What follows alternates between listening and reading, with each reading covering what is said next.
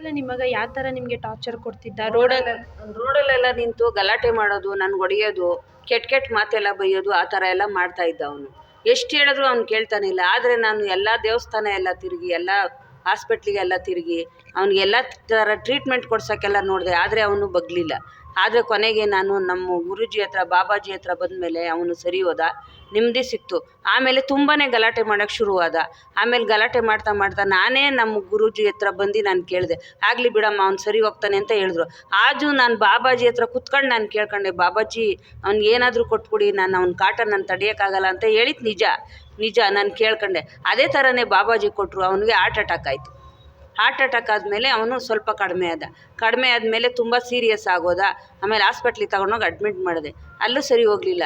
ಆಮೇಲೆ ಸರಿ ಅಂದ್ಬಿಟ್ಟು ತಿರ್ಗಾ ಬಾಬಾಜಿ ಮಂದಿರಕ್ಕೆ ಕರ್ಕೊಂಬಂದು 1 ತಿಂಗಳು ಟ್ರೀಟ್ಮೆಂಟ್ ಕೊಡಿಸ್ದೆ. ಆಮೇಲೆ ಸರಿ ಹೋದ. ಆಮೇಲೆ ಸರಿ ಹೋದ್ಮೇಲೆ ಅವ್ನು ಇವಾಗ ಕೆಲ್ಸಕ್ಕೆ ಹೋಗ್ತಾನೆ. ಅವನ ಪಾಡಿಗೆ ಅವನೇ, ನನ್ನ ಪಾಡಿಗೆ ನಾನಿದ್ದೀನಿ. ಏನಾದರೂ ಹೇಳೋದಿದ್ರೆ ಮಕ್ಳ ಹತ್ರ ಹೇಳಿ ಕಳಿಸ್ತಾನೆ, ನನ್ನ ಹತ್ರ ಬರೋಲ್ಲ ಅವನು.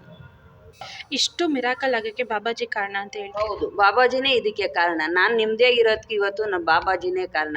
ನಾನು ನೆಮ್ಮದಿಯಾಗಿದ್ದೀನಲ್ಲ, ಅಷ್ಟೇ ನನಗೆ ಬೇಕು. ಕೊಡದೇ ಇದ್ರು ಬಾಬಾಜಿ ಪರವಾಗಿಲ್ಲ, ನನಗೆ ಅಷ್ಟು ನೆಮ್ಮದಿ ಕೊಟ್ಟಿದ್ದಾರೆ. ನೆಮ್ಮದಿಯಾಗಿದ್ದೀನಿ ಇವಾಗ. ಆಮೇಲೆ ಎಷ್ಟು ದೇವಸ್ಥಾನ ತಿರುಗಿದ್ದೀನಿ? ಸುಮಾರು ದೇವಸ್ಥಾನ ತಿರುಗಿದ್ರು ಏನೂ ಆಗಲಿಲ್ಲ. ಅವ್ನು ಬಗ್ಲೇ ಇಲ್ಲ. ಯಾವ ದೇವಸ್ಥಾನಕ್ಕೆ ಹೋದ್ರು ಅವ್ನು ಬಗ್ಲಿಲ್ಲ, ಏನೂ ಮಾಡೋಕ್ಕಾಗಲಿಲ್ಲ. ಇಲ್ಲಿಗೆ ಬಂದಮೇಲೆ ಬಗ್ಬಿಟ್ಟ ಅವನು. ಥ್ಯಾಂಕ್ ಯು ಅಮ್ಮ, ಧನ್ಯವಾದ.